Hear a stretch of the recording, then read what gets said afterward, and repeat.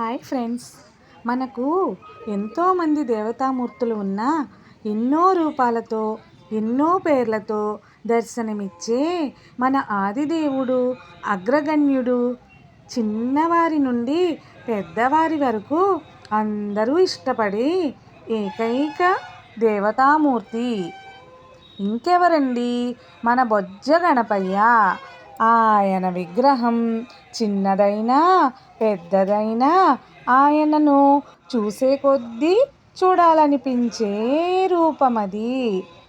అలాంటి గణపయ్య ఈ గణపతి నవరాత్రులలో ఊరంతా సందు సందున ఎన్నో రూపాలతో దర్శనమిస్తూ ఉంటారు.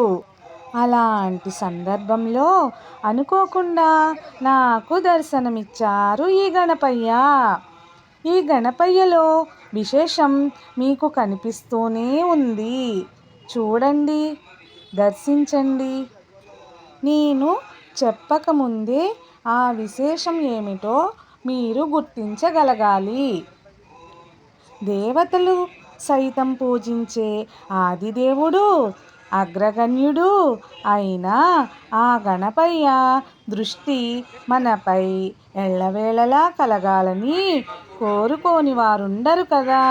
ఈ గణపయ్య దృష్టి మన అందరిపైన ఎలా చూపిస్తున్నారో బాగా చూడండి.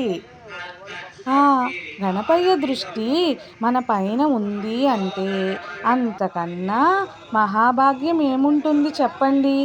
ఎంతో అందమైన రూపంతో ఆ గణపయ్య దృష్టిని మన పైన కురిపిస్తున్నట్లు ఉంది ఆయన రూపం.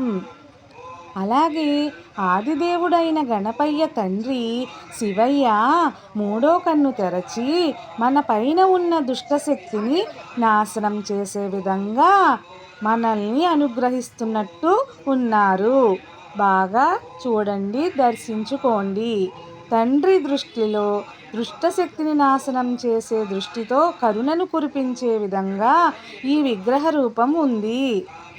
తండ్రి తనయులు కలిసి వచ్చి మనకు దీవెనలు ఇవ్వడానికే వచ్చారా అని అనిపిస్తుంది. ఆ సుందర రూపాన్ని ఎంత చూసినా తనివి తీరని విధంగా ఉన్నారు ఆ గణపయ్య.